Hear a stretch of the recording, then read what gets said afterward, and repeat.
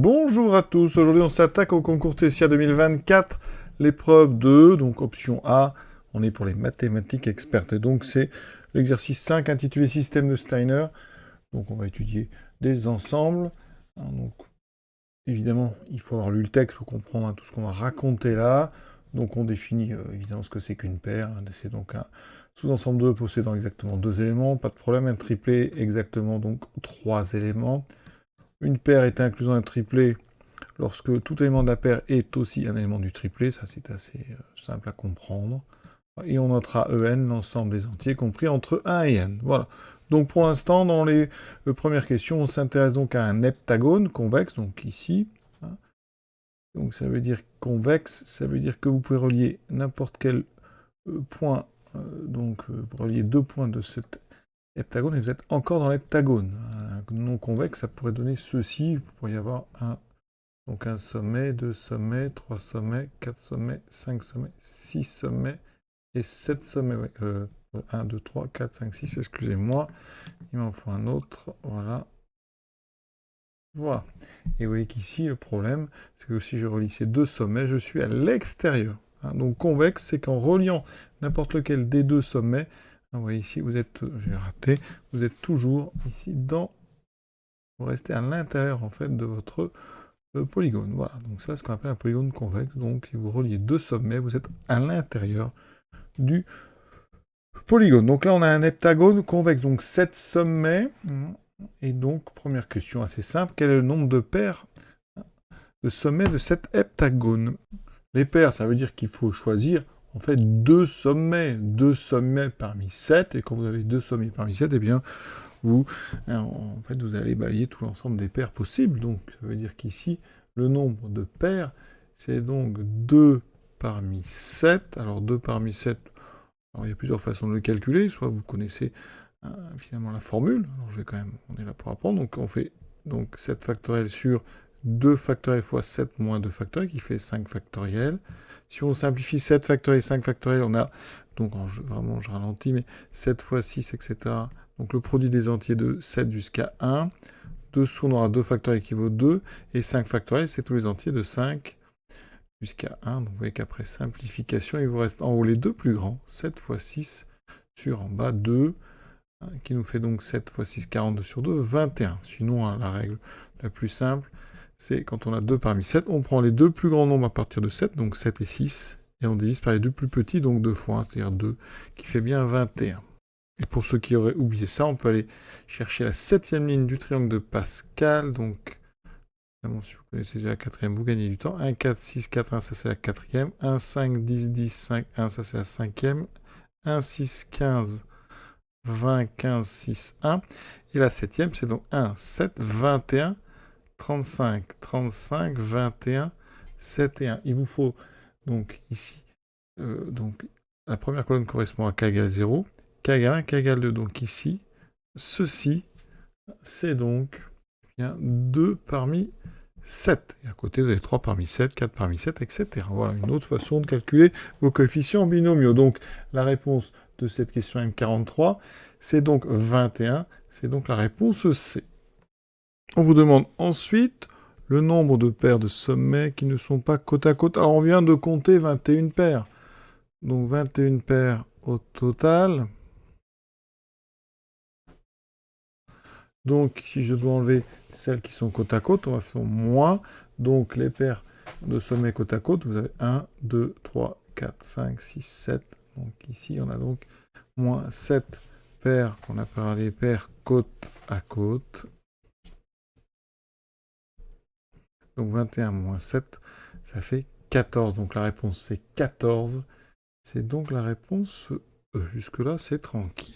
Question M45, le nombre total de triangles que l'on peut former sur des sommets de l'heptagone et qui n'ont pas de côté commun avec l'heptagone. Alors, ce qu'on appelle pas de côté commun, par exemple, je vais prendre la figure qui est fournie, on fait ceci, on va relier, non, il ne faut pas relier sur un voisin, donc vous allez peut-être ici, et après vous ne reliez pas non plus sur les voisins, donc par exemple, ceci est un triangle qui n'a pas ici de côtés, d'accord, commun avec l'heptagone. Les côtés communs, vous avez 7 côtés communs, qui sont ceux-ci, c'est les 7 côtés de l'heptagone. Donc voilà déjà, donc il faut faire la liste totale, ou trouver le nombre total.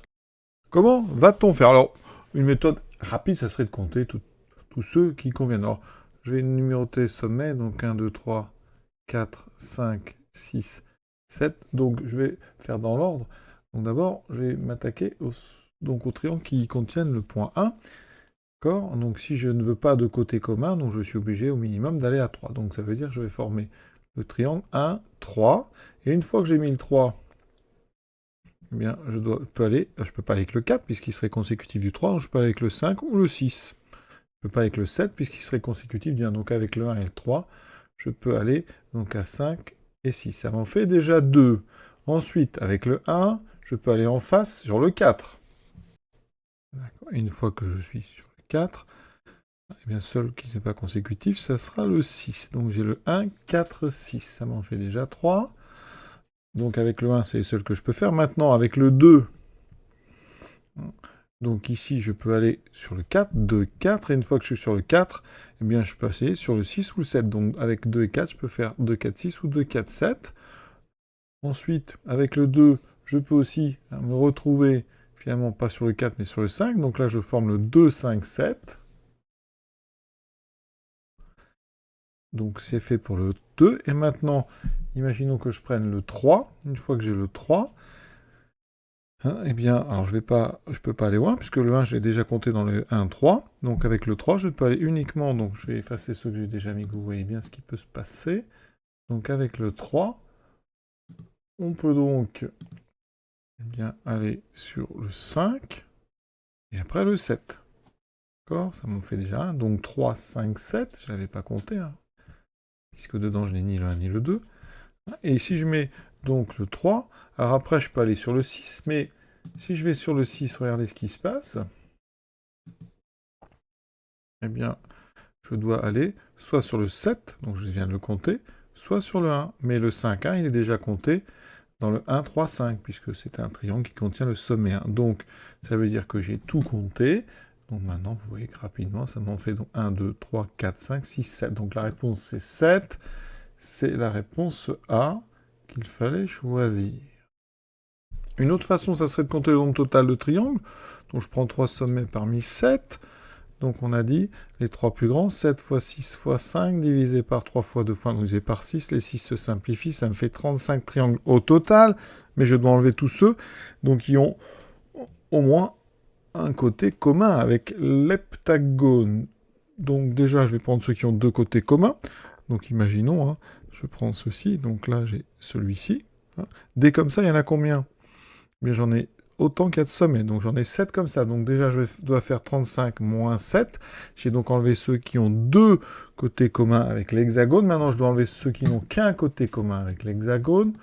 Donc, ça veut dire que pour chaque, ici, côté de mon hexagone, hein, j'en ai combien? Je peux aller ici, 1, 2, à chaque fois, j'ai 3 possibilités, parce que je dois prendre un sommet qui n'est pas consécutif. Donc j'en ai 3. Comme j'ai 7 côtés, 3 fois 7, 21. Donc je dois faire 35 moins 7 moins 21, ce qui me fait 35 moins 28, et ça fait bien 7. Donc on retrouve le 7. Oui, c'est une autre façon de faire. Donc on compte le nombre total de triangles, on enlève ceux qui ont deux côtés communs et ceux qui n'ont qu'un côté commun. Maintenant, on prend n super ou égal à 3, le nombre de paires de n et le nombre de triplés de n sont respectivement égaux à quoi? Alors, pour le nombre de paires, on a donc ici n sommets. Donc on doit prendre, pour faire des paires, donc 2 parmi n. 2 parmi n, c'est donc n fois n moins 1 sur 2. Alors, pour ceux qui n'ont jamais vu, c'est donc n factoriel sur 2 factoriel, n moins 2 factoriel. Donc, n factoriel sur n moins 2 factoriel, ça veut dire que vous avez plein de simplifications. Il vous reste le plus grand et celui d'avant, donc n fois n moins 1. Et vous avez le 2 factoriel qui vaut 2. Ensuite, je dois enlever le nombre de triplés, enfin, je dois compter le nombre de triplés, donc je dois prendre 3 parmi n, hein, puisque effectivement n est supérieur ou égal à 3. Donc 3 parmi n, c'est la même idée, hein, c'est donc n factoriel sur 3 fois 3n moins 3 factoriel. En simplifiant, bon, ici, 3 factoriel, ça fait 6. Et en haut, il me reste le plus grand, celui d'avant et celui d'avant, puisque j'ai simplifié tous ceux qui allaient de 1 jusqu'à n moins 3. Il me reste ceci, donc si on regarde bien ce qu'on me propose, n fois n moins 1 sur 2, n fois n moins 1, c'est donc le A. C'est exactement les deux formules que je propose. Donc ici, ça va pas avec le plus 1. Ici, ça va pas avec... Ici, on a divisé par 3. Ici, on a plus 1, plus 2. Donc ça ne va pas. Et le dernier n'est pas du tout correct. Voilà. Maintenant, il reste L5. Donner tous les entiers. Donc n supérieur ou égal à 3, tel que n est autant de paires que de triplés. Alors on vient de trouver les deux formules. Donc n supérieur ou égal à 3. Je peux utiliser les deux formules qu'on vient de trouver. Donc n fois n-1 sur 2 est donc égal à n fois n-1 fois n-2 sur 6. N est supérieur ou égal à 3, donc n est différent de 0 et n-1 est différent de 0. Ça veut dire qu'on peut simplifier par n et par n-1. Il me restera donc ici 1 demi qui est égal à n-2 sur 6. Donc on multiplie par 6 des deux côtés. Ça fait 3 égale n-2. Et j'obtiens donc 5 égale à n. Donc la réponse c'est 5. Donc la réponse... il n'y a qu'une seule réponse. Voilà. N égale 5. L'exercice s'appelle système de Steiner. On arrive donc à la définition. Donc on prend un ensemble fini E et un système de Steiner sur E. C'est donc un ensemble qu'on appelle T ici, tel que les éléments de T sont des triplés. Et toute paire I et J de E est incluse en un et un seul élément de T. Donc on vous donne des petits exemples pour bien vous compreniez. Donc si je prends donc l'ensemble 1, 2, 3, eh bien, je prends l'ensemble ici formé de 1, 2, 3 et de 1, 2. Ça n'est pas un système de Steiner, tout simplement parce que vous avez une paire. Il faut que des triplés. Donc ça, c'est assez simple comme exemple. Ensuite, si on fait 1, 2, 3, c'est bien un système de Steiner dans 1, 2, 3. Pourquoi? Eh bien, c'est un triplet déjà. Et toutes les paires de 1, 2, 3 sont incluses dans 1, 2, 3, qui est bien un seul élément. Donc, ça veut dire que dans E, ici, on a un ensemble de Steiner qui est tout simplement le triplet, enfin l'ensemble 1, 2, 3. Maintenant, si on se met sur E4, si on prend ces 4 triplets, pourquoi ça ne marche pas? Eh bien, parce que si vous remarquez bien, la paire 1, 2 est déjà dans deux éléments où ça ne va pas. Voilà. Ensuite, oui, c'est l'exemple qu'on vous donne. Donc maintenant, on passe aux questions. M47 sur E4. Donc E4, c'est 4 éléments. C'est l'ensemble formé de 1, 2, 3 et 4. Si on prend l'ensemble T, donc c'est un ensemble qui contient uniquement l'ensemble 1, 2, 3. D'accord? On peut le noter comme ça. C'est un ensemble ici, composé d'un élément qui lui-même est un ensemble. Eh bien, qu'est-ce qui se passe? Ça n'est pas un système de Steiner. Pourquoi? Déjà, la paire, par exemple, 2, 4. La paire 2, 4, eh bien, elle n'est pas incluse dans, ici, 1, 2, 3. Et donc, elle n'est incluse dans aucun élément de T, donc ça veut dire que ça n'est pas un système de Steiner. Alors, j'ai pris 2, 4, il y a plein d'exemples avec le 4, de toute façon, il manque le 4, donc vous n'avez pas toutes les paires qui contiennent 4. Donc, ça n'est pas un système de Steiner, car au moins une paire n'est pas incluse dans un élément, donc effectivement, au moins une, parce qu'il y a aussi la paire 3, 4, donc, comme la réponse A est bonne et qu'il n'y a qu'une seule bonne réponse, les autres sont forcément fausses. Donc, effectivement, la D n'est pas un système de Steiner, ça c'est faux. N'importe quelle paire de 4 est incluse en plusieurs, non. 2, 4 n'est pas incluse en plusieurs éléments. Ensuite, T n'est pas constitué de triplés. Donc ça, ce n'est pas une raison. C'est pas pour ça que ce n'est pas un système de Steiner. Il n'a que des triplés, mais c'est pas ça qui fait que ce n'est pas un système de Steiner. Ensuite, au moins une paire est incluse en plusieurs éléments. Donc là, il n'y a pas, parce qu'il n'y a qu'un seul élément dans cet ensemble. Donc le C était faux aussi. Maintenant, M48, donc, si je prends l'ensemble, donc des triplés 1, 2, 3, 1, 2, 4 et 2, 3, 4, est-ce que ça forme un système de Steiner? Alors, le système de Steiner, c'est que toute paire est incluse dans un seul élément de T. Et là, si vous remarquez bien, rapidement, on voit que 1, 2 est dans le premier élément, et 1, 2 aussi. Donc la paire 1, 2, elle est comprise, elle est donc incluse dans deux éléments de T. Donc ça n'est pas un système de Steiner, car une paire est incluse dans plusieurs éléments, au moins une. D'accord? Donc ici, c'est le A. Le reste, évidemment, ça c'est faux, c'est faux. Au moins une paire n'est incluse dans aucun élément. Donc là, si on regarde, toutes les paires sont au moins dans 1, il n'y a pas de problème. Alors, n'importe quelle paire est incluse dans plusieurs, non. Par exemple, la paire 4, dans la paire, attendez, 4, 3. 4, 3 n'est comprise que dans le dernier, donc ça n'est pas le B. Et donc, on peut continuer. Maintenant, question vrai ou faux. Donc, M49, il existe un et un seul système de Steiner sur E3. Alors ici, hein, donc E3, alors déjà, il faut des triplés. Donc, comme il n'y a que 3 éléments, hein, déjà, il n'y a qu'un seul triplé possible. Donc, ça veut dire que ici, si je pose T égale, donc l'ensemble, alors T, alors c'est pas cet élément, T, c'est l'ensemble, donc ici, constitué d'un seul élément, donc il n'y a qu'un seul triplé, 1, 2, 3, et effectivement, eh bien, toutes les paires sont dedans, on a 1, 2, 2, 3, 1, 3, et elles sont que dans un seul, puisqu'on n'a qu'un seul élément, donc oui, effectivement, de toute façon, il ne peut pas y avoir d'autres systèmes de Steiner, puisque dans E3, il n'y a pas d'autres triplés possibles. Et donc ici, c'est vrai. Donc là, ça va, c'est assez simple pour l'instant. Maintenant, sur E4. Alors, on peut aussi utiliser la représentation avec les polygones. Hein. Donc E4, je prends donc un quadrilatère. Voilà. Alors, je l'ai fait comme ceci. Donc, ça veut dire que je dois faire des triplés et les arêtes ne doivent être que dans un seul. Donc, est-ce que je peux effectivement découper ça en triangle avec aucune arête commune? Donc ici, je prends un premier triangle. Le problème, c'est qu'une fois que j'ai fait ce triangle, alors par exemple, je vais nommer sommet. Je suis donc dans E4. 1, 2, 3, 4. Donc dans E4, ça veut dire que déjà, je vais mettre l'ensemble, le triplé 1, 2, 3. Mais une fois que j'ai mis 1, 2, 3, le problème, c'est que je vais donc devoir prendre... Il faut que je mette 4 à un moment. Et si je mets 4, le problème, c'est que je vais mettre... Il faut, comme il n'y a que 3 autres sommets possibles et que 3 autres sont déjà pris ici, là-dedans, je vais être obligé de reprendre 2 que j'ai déjà mis, c'est-à-dire par exemple 1 et 2, et en faisant ça, je mets l'arête, enfin je mets ici la paire 1, 2, donc vous n'avez pas le choix. Ça veut dire qu'il n'existe pas de système de Steiner sur E4, parce que dès que vous avez un triplé, le deuxième va contenir au moins 2 éléments de ce triplé, donc vous allez inclure une paire, et donc il n'existe pas de système de Steiner sur E4, donc c'est faux. Question M51, il existe un système de Steiner sur E5, faux ou vrai? Alors E5, il y a 5 éléments, donc je prends 5 points, donc un pentagone. Je vais d'abord créer un premier triplet, donc on va faire ceci. Voilà, maintenant je dois réussir à essayer d'autres triangles, et aucun côté ne doit être commun avec ce triangle jaune que je viens de faire. Donc ici, ça veut dire que si je prends ce point-là, je ne peux pas le relier déjà à ces deux-là. Donc je suis obligé de l'envoyer ici pour avoir cette arête-là. Donc là, eh bien, je serai ici et ici. Voilà. Là, je n'ai pas d'autre choix.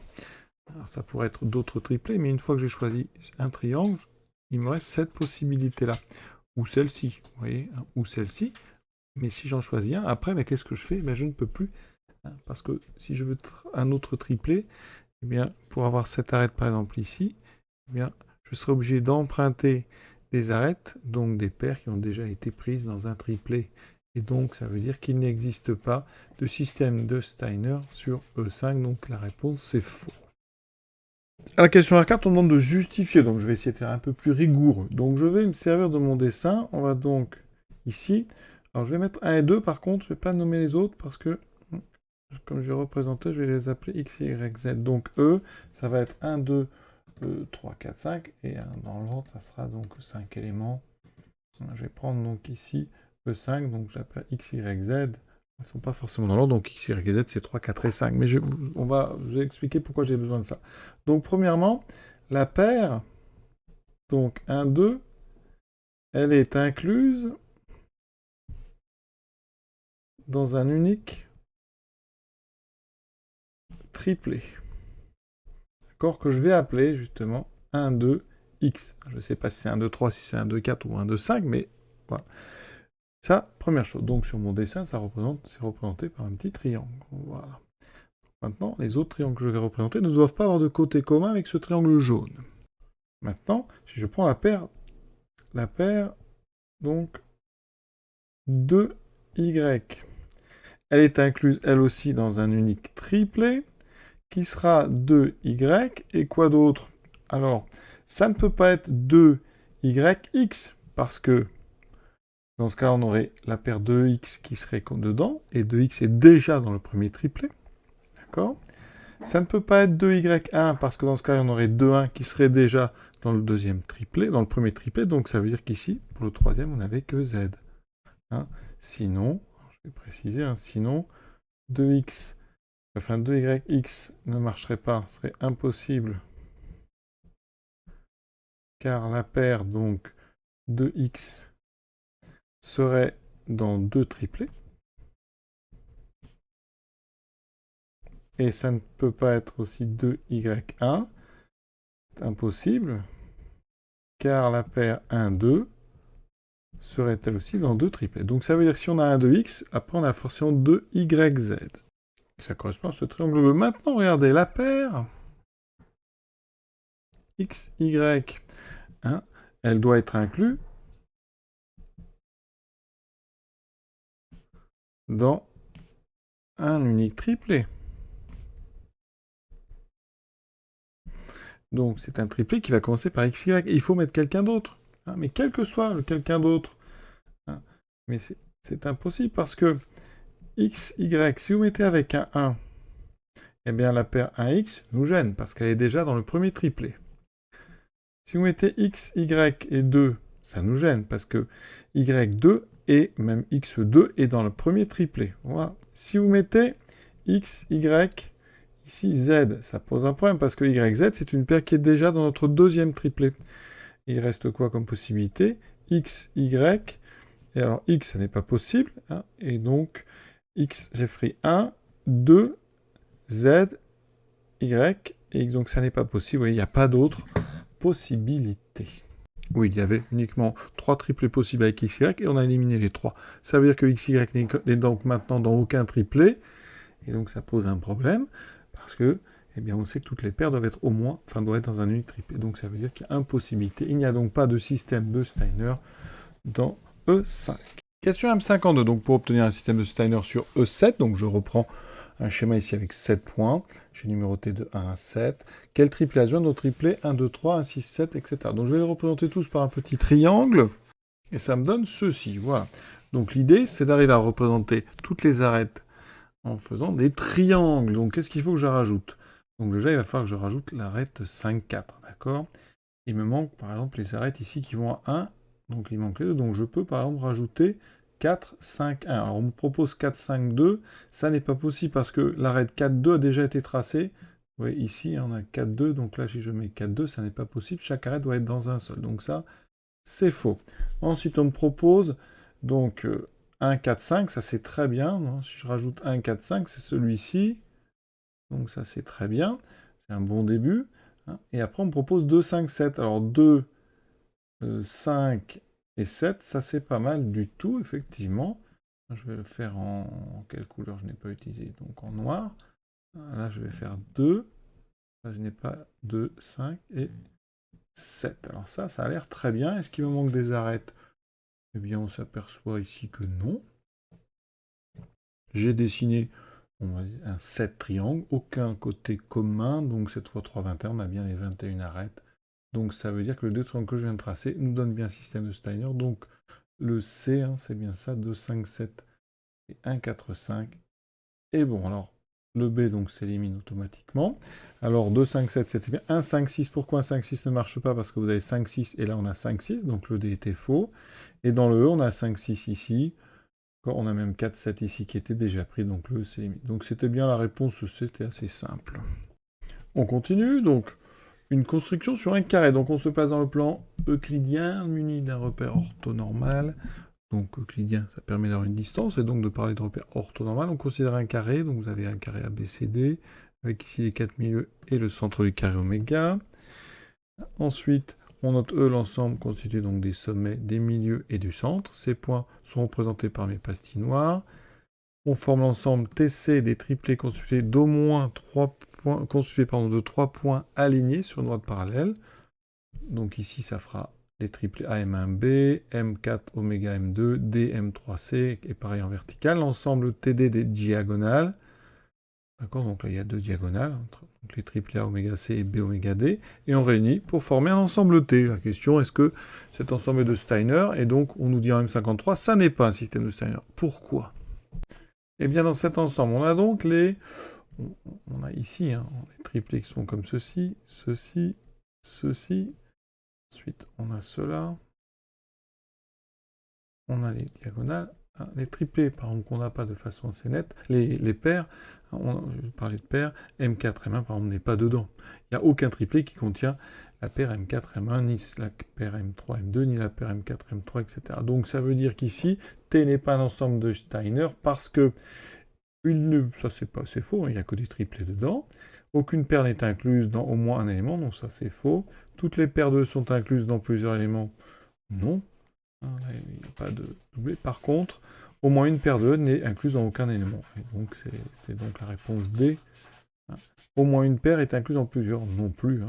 En faisant ça, effectivement, toutes les paires n'ont pas de... tous les triplés n'ont pas de paires communes. Mais il manque les paires ici qui sont donc des M1, M4, par exemple. Alors, qu'est-ce qui nous manque? Eh bien, alors... il nous manque déjà, donc j'ai dit, il manque M4. Alors M4, avec quoi on va le mettre? Il faut le mettre avec un triplé, donc il faut un troisième point. Mais si vous mettez M2, le souci, c'est qu'en mettant M2, vous mettez M2, M4. Et M2, M4, c'est une paire qui est contenue dans M2, oméga, M4. Donc il ne faut pas mettre avec M2. Donc il ne faut pas mettre non plus avec quelque chose ici qui va être sur la même horizontale que M1 ou M4.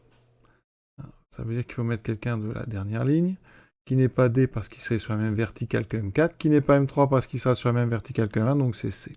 Donc vous pouvez déjà rajouter ce triplet, ça c'est pas mal du tout, donc on rajoute donc M1, M4 et C.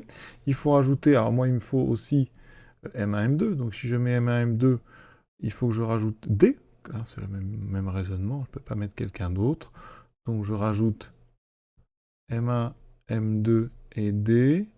Ensuite, on rajoute, même raisonnement, en prenant M4, M3, donc il faut que je rajoute B. Donc ça me fera du M4, M3 et B. Et bien sûr, vous avez compris, je pense, la suite. Et on va devoir mettre du M2, M3, donc pour ça, on le met avec le A. Donc le dernier triplet, c'est M2, M3 et A. Et là, vous pouvez vérifier, vous avez tous les triplés, chaque en fait, paire n'apparaît que dans un, donc il fallait rajouter 4 triplés pour obtenir un système de Steiner sur eux. Et donc voilà, ça reste encore assez compréhensible, mais bon, il faut se rappeler que cette épreuve, c'est en temps limité, donc faire tout ça dans le temps imparti, ça me paraît difficile, mais là, ça reste finalement faisable si on ne justifie pas tout. Pour la question M54, ça va aller très vite parce que c'est vraiment chose qui est quasiment identique à ce qu'on vient de faire, sauf qu'ici on considère les 9 points, donc c'est plus un carré, mais ça forme ici, donc on est dans un repère orthonormal, et donc même pas, ça pourrait être dans n'importe quel type de repère, mais vous avez ici donc cette configuration avec des parallèles, comme dans le carré précédent, ici, alors on va pouvoir comme ça grouper représenter les paires par des segments. Et donc on a vu qu'il y avait un système de Steiner assez simple qui constitue à prendre donc les triplés par ligne, par colonne, par diagonale, et on rajoute les 4 qu'on a proposés précédemment. Et donc tout ensemble fini de Cardinal possède au moins un système de Steiner puisqu'on vient en exhiber un. Donc ça veut dire que la réponse est de toute façon immédiatement C. Et on ne va pas traîner sur cette question. Voilà. On continue, une idée séduisante. Maintenant, pour n égale n supérieur égal à 6, Jean-Pascal cherche à construire un système de Steiner. Pour ça, il partage son ensemble n en deux sous-ensembles, non vides, sans éléments communs, et il construit dans chacun un système de Steiner. Voilà. Et il réunit maintenant les deux. Voilà. Est-ce qu'on obtient finalement un système de Steiner? Alors, un exemple qui est assez simple, on prend 6 points. D'accord? Donc vous prenez 6 points. Vous séparez donc en 2. On a vu que ici, si on prend n égale 6, on peut séparer donc en 2 groupes. Par exemple, vous avez ceci, ils sont bien disjoints. Dans chacun, on a vu que pour un ensemble, pour E3, le triplet qui réunit les 3 éléments, c'est un système de Steiner. Donc ici, en faisant ça, vous avez un système de Steiner dans chacun des deux. Et si vous réunissez, vous n'avez pas toutes les paires, parce que par exemple, vous n'avez pas tout simplement la paire qui relierait ces deux sommets-là. Vous n'avez pas cette paire-là dedans, donc si vous voulez mettre des nombres, on va appeler ça 1, 2, 3, 4, 5, 6. Donc on a le triplet 1, 2, 3. Ça, c'est mon premier système de Steiner dans mon ensemble jaune. 4, 5, 6, c'est dans mon ensemble bleu. Si je réunis les deux dans un ensemble qui s'appelle T, ça n'est pas un ensemble de Steiner parce que la paire 3, 6 n'est comprise dans aucun des deux. Voilà, donc ça veut dire au moins une paire n'est incluse dans aucun élément. Et donc c'est la réponse D qu'il fallait choisir. Les autres sont bien sûr fausses. On continue. Et on peut évidemment généraliser ça à n'importe quelle valeur n supérieure ou égale à 6, parce que comme ça vous avez deux ensembles, et n'importe quelle paire qui prend un élément du premier ensemble et un élément du deuxième, eh bien n'est pas dans votre réunion. Hein. Donc c'est C vraiment. Jean-Pascal, bon, il a bien compris que ça n'est pas suffisant. Hein. On va voir très vite que ça ne va pas. Il va donc tenter de modifier sa construction, soit en retirant des triplés, soit en ajoutant des triplés. Laquelle des affirmations suivantes est vraie? Donc, les trois possibilités, soit on rajoute des triplés, hein, soit on en retire, soit aucune des deux n'est possible. Alors, tout d'abord, si on retire des triplés. Si on retire des triplés, eh bien, ça veut dire que les paires qui sont dans ces triplés ne seront plus représentées. D'accord? Ça veut dire que c'est pas en retirant que vous allez pouvoir faire un système de Steiner. Vous allez, en faisant ça, enlever des paires. Donc ça veut dire que le B, hein, c'est évidemment faux. Ça, assez évident. Alors, si on rajoute, alors imaginez, je prends mon système avec jaune-bleu, là, pour n égale 6, le plus simple du monde. Regardez l'idée. Si je veux rajouter un triplet pour compléter les paires qui ne sont pas représentées, donc cette paire-là, vous voyez, donc je vais appeler ça X, et ici Y, donc XY, donc je crée cette paire-là, et donc je dois rajouter un troisième élément, mais le troisième élément, il est soit dans jaune, soit dans bleu. Si je le prends dans jaune, eh bien, je vais forcément, avec le X, réutiliser en fait une paire qui a déjà été prise dans mon système de Steiner jaune. Donc ça veut dire qu'avec XY, je ne peux pas mettre quelqu'un de l'équipe jaune. Mais si je prends quelqu'un de l'équipe bleue, le système bleu étant un système de Steiner, la paire X est ici, eh bien elle est déjà reprise dans le système bleu. Ça veut dire que ça n'est pas possible non plus, en rajoutant des triplés, de faire un système de Steiner. Donc, conséquence, eh bien, aucune des propositions n'est correcte. Avec deux sous-systèmes de Steiner, on ne peut pas en les réunissant faire un système de Steiner, même en rajoutant des triplés ou en enlevant, ça n'est pas possible. Alors, comment est-ce qu'on peut rédiger? On a T et T'. Donc on prend soit X appartenant à T et Y appartenant à T'. D'accord? Maintenant, la paire XY n'est pas incluse dans un triplet qui est déjà donc un triplet de T et T'. D'accord? Ça veut dire que si je veux maintenant qu'elle soit dedans, il faut que je rajoute un triplet qui contient X, Y, Z. Donc, pour former un triplet avec X et Y, on rajoute un élément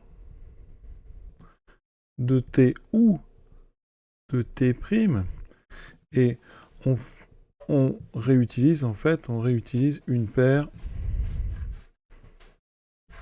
de T, donc avec justement X, ou de T', si on prend donc un élément de T', donc avec Y. Ça veut dire que c'est donc absurde.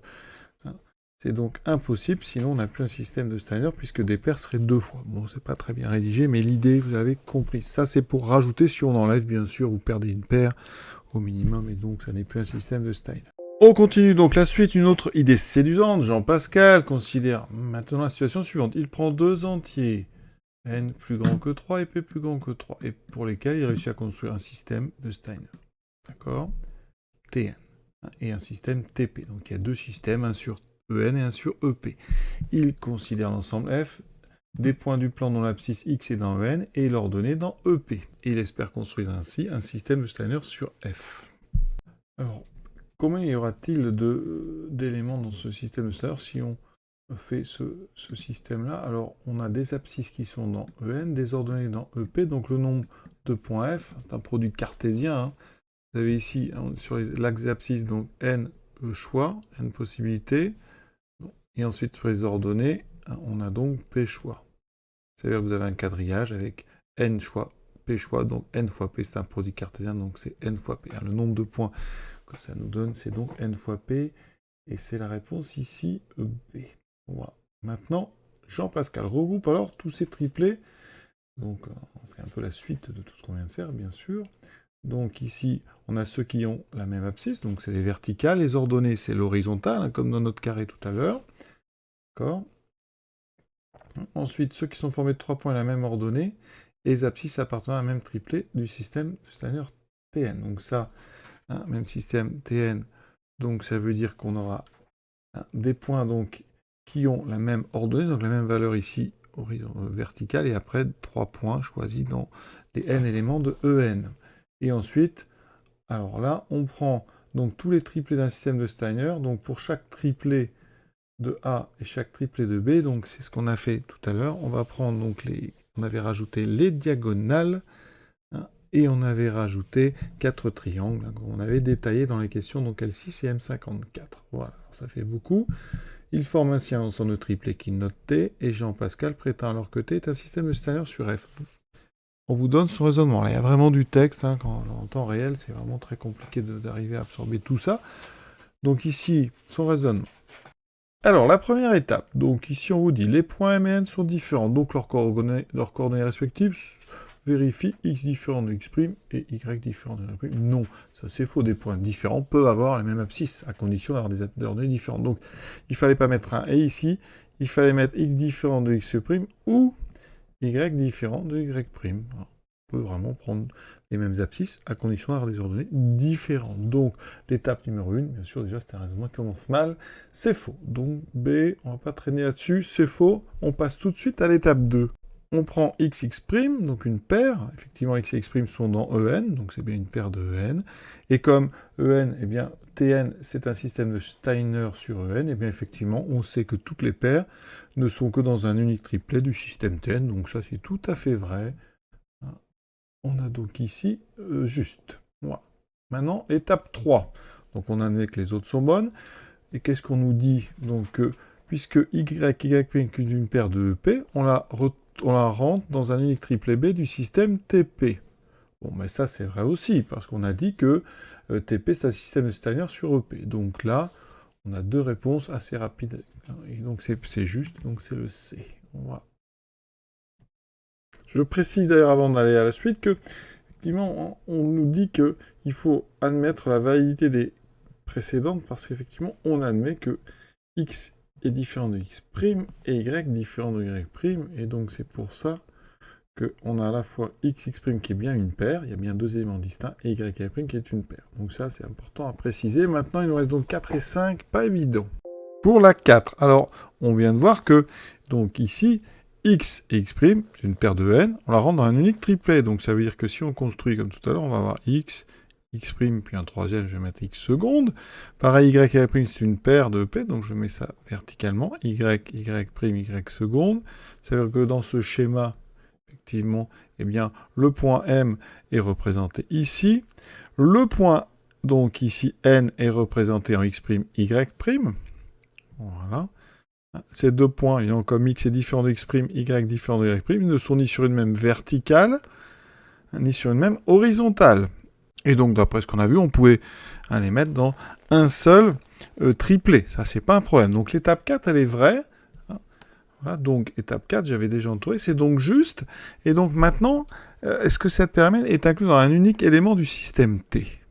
Alors, on passe à l'étape 5. Alors là, j'ai un petit souci parce que, a priori, dans le corrigé que j'ai été regardé, parce que justement je cherchais un petit peu, on m'indique incomplet. Alors, dans l'idée, si l'étape 1 est considérée comme valide, ça veut dire que x est différent de x' et y différent de y', conséquence, les points Mn ils n'ont pas la même abscisse, donc ça veut dire que la paire Mn ne peut pas être dans I, ils n'ont pas la même ordonnée non plus, puisque y est différent de y', ils ne sont pas donc dans des triplets de 2i, et on vient de montrer ici que eh bien, la paire Mn est incluse dans un unique triplet dans 3i. Donc, a priori, en réunissant tout ça, Mn serait inclus dans un unique élément du système T.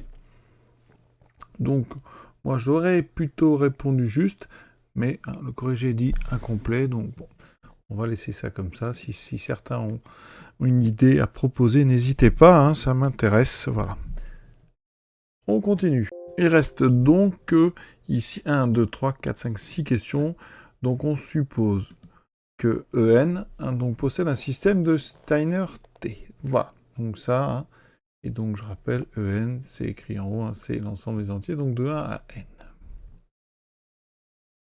Donc maintenant, M63. le nombre de paires de En qui contiennent 1 et le nombre de triplés dans T qui contiennent 1 sont respectivement égaux. Vous avez 5 propositions. Première chose, très simple, nombre de paires qui contiennent 1. Donc quand vous faites une paire qui contient 1, vous mettez 1. Et ici, il faut mettre un deuxième nombre qui n'est pas 1. Donc parmi les autres, il y a N-1 choix. Donc, déjà, première réponse, c'est donc N-1. Donc, nombre de paires qui contiennent 1, N-1, donc ça va nous permettre d'en éliminer certains. Donc ici, ça élimine le B, ça élimine que le B. Bon. Ensuite, nombre de triplés qui contiennent 1. Alors là, c'est un petit peu plus dur. Donc un triplé qui contient, vous mettez 1, et vous avez de mettre deux autres nombres, par exemple P et Q. D'accord? En faisant ça, vous avez déjà deux triplés. Mais il ne faut pas réutiliser du tout les lettres P et Q, sinon vous allez mettre la paire une deuxième fois. Ça veut dire qu'ici, vous devez mettre des doublés qui sont avec des nombres ici qui sont différents. Et vous ne devez jamais utiliser deux fois les mêmes. Donc ça veut dire que ici, eh bien, vous prenez tous les nombres qui restent, vous faites des groupes de 2. Ça veut dire déjà que ici, si vous avez par exemple 4, s'il vous en reste que 3, par exemple je prends 1, 2, 3, 4, vous ne pourrez pas faire de groupe de Steiner. Pourquoi? Parce que si vous mettez le 1 avec le 2 et le 3, après, vous allez devoir mettre le 1 avec le 4, mais il n'y aura plus personne pour compléter le triplé. Ça veut dire que là, on peut en déduire que, eh bien, ici, vous prenez donc le nombre, tous les éléments qui restent, il en reste n-1, vous les mettez par 2, si c'est possible, et donc c'est pour ça qu'il y a une condition qui apparaît sur n-1 doit être obligatoirement pair, et donc n doit être impair. Comme n-1 est pair, on peut faire n-1 sur 2 groupes, ça veut dire que des triplés, il y en aura n-1 sur 2. Donc un exemple avec 1, 2, 3, 4, 5, 6, 7. Donc voilà. Ici, vous avez donc 6 éléments. Ça veut dire que vous pouvez par exemple faire 1, 2, 3, 1, 4 et 5, et 1, 6 et 7. Et comme ça, vous avez toutes les paires avec des 1. Il y en a effectivement 1, 2, 3. Vous avez en fait 3 paquets de 2. Et donc ça fera 6 par 2, ça fait 3. D'accord? Et si je rajoutais par exemple un 8e élément, là on aura un problème parce que lui serait tout seul dans une... Et on ne pourrait pas compléter le triplé. Ça veut dire que c'est n-1 sur 2 la bonne réponse. Donc c'est n-1 et n-1 sur 2. Donc c'est la réponse E qu'il fallait choisir. Et donc on vient d'avoir une condition importante. C'est que pour avoir un système de Steiner, il faut que, donc ici, n soit impair. Problème 64. Alors, on a déjà vu que E7 a un système de Steiner avec 7 éléments. D'accord? Ensuite, on sait que E3 en a un élément. Donc, déjà, on peut tester les triplés. Donc, ici, si n égale 1, on doit trouver... Si n égale 3, on doit trouver 1. Donc, déjà, on teste. Si n égale 3, ici, ça ne fait pas, donc je peux éliminer là. Si ici, n égale 3, 3 moins 1, 2 sur 2, ça fait bien, donc je ne peux pas éliminer celui-là. 3 plus 1, 2 sur 2, ça fait 2, donc ça, je peux éliminer le C. Ça ne va pas pour le nombre d'éléments de E3.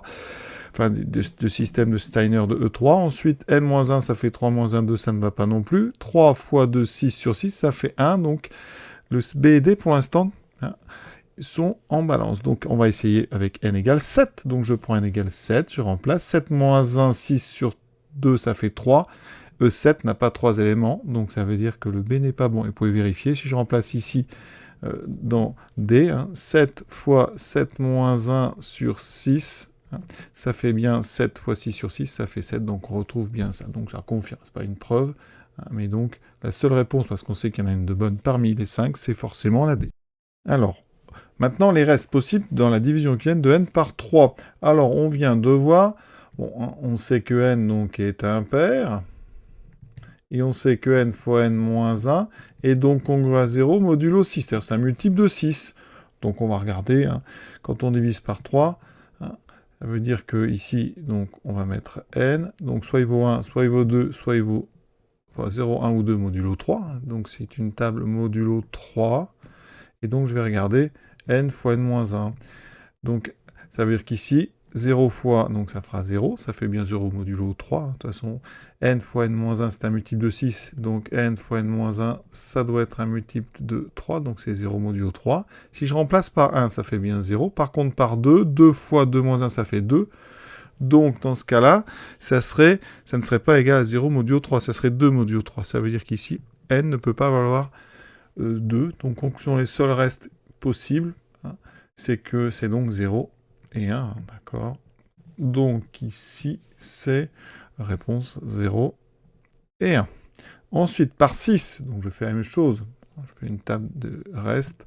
Donc, on a 0, 1, 2, 3, 4 et 5. Ça, c'est 5 restes possibles.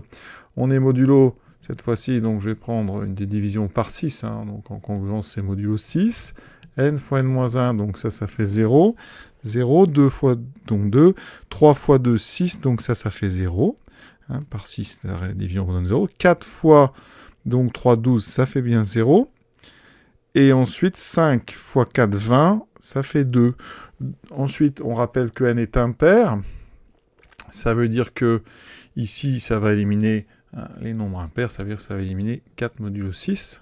D'accord, ça c'est pour l'imparité. Donc il me reste 0, 1 ou 3.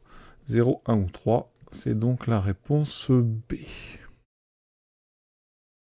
Et je m'aperçois ici que j'ai oublié quand même un nombre pair, le 0, oui, il ne faut pas oublier. Ici, on enlève 0.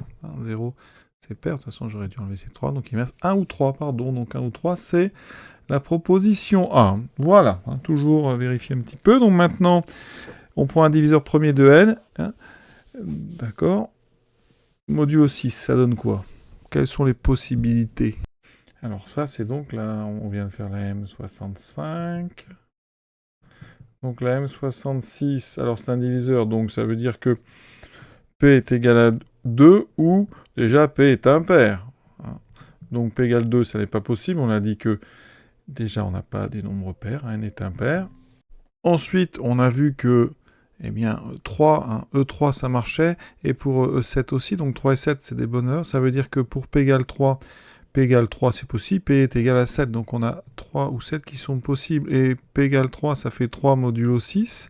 Et 7, ça fait 1 modulo 6. Donc déjà, 3 et 1 doivent être dans les bonnes réponses. Et ensuite, on peut avoir moins 1.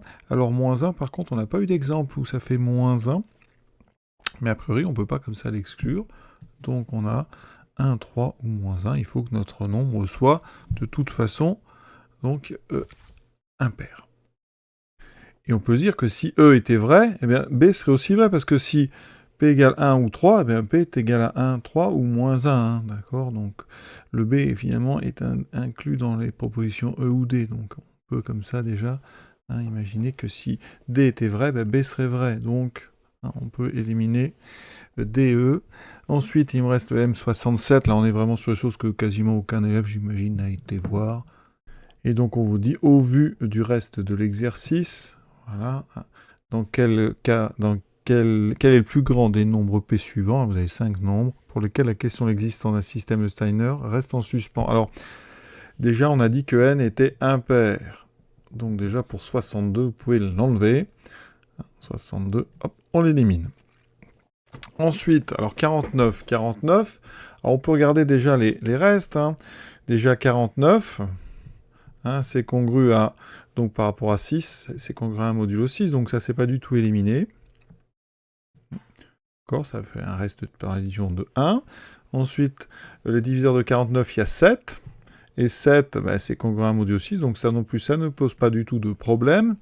Et si on utilise la méthode de Jean-Claude, je crois qu'il s'appelle Jean-Claude, ou plutôt Jean-Pascal, on peut utiliser le fait que E7 a un système de Steiner. Donc si vous prenez donc E7 et E7, c'est-à-dire vous prenez donc n égale 7 et p égale 7, on voit qu'on peut, avec cette construction, elle est carrée, là, avec les 9 points, on peut construire un système de Steiner, donc avec E7 et E7. Donc 49, ça ne nous pose pas de problème, on sait qu'on a un système de Steiner, donc lui n'est pas, la question n'est pas en suspens, puisqu'on sait que c'est vrai.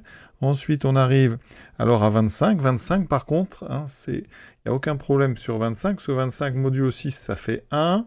Le diviseur premier, il y a 1. Et à 5, pardon. Donc 5, ça fait moins 1 modulo 6. Ça n'est pas du tout évacué par la proposition ici. Le reste par la division par 6. Donc il y a 1 et 3. Ici, pour 25, par contre, 5 égale à moins 1 modulo 6. Ça... Oui, mais c'est le diviseur, pardon, c'est pas le nombre 25. Le diviseur, lui, a le droit d'être égal à moins 1, donc ça n'est pas éliminé. Donc on n'en sait rien, a priori ça va être la réponse 25, on ne peut pas décider ici. Alors on peut éliminer par exemple le 21, parce que le 21 c'est 3 fois 7, donc on peut faire un système E3 et E7, comme Jean, donc Pascal nous propose, hein, dans les questions précédentes. Donc le C a priori était bon, donc il n'y a pas de souci. Par contre le 15 c'est 3 et 5, mais E5 lui n'a pas de système de Steiner, donc on ne peut pas décider. Mais il est plus petit que 25, donc a priori, hein, c'est donc le E25 pour lequel on ne peut pas encore dire si on a un système de Steiner avec ce qu'on a fait précédemment. Voilà, l'exercice s'arrête, c'est vraiment très très long. Je ne sais pas si tout ce que j'ai dit est forcément entièrement rigoureux et même exact. Hein. Donc voilà, si vous avez des remarques, n'hésitez pas, on corrigera tout ça. Je vous souhaite une bonne fin de journée en espérant que ça vous ait servi. Voilà, à bientôt.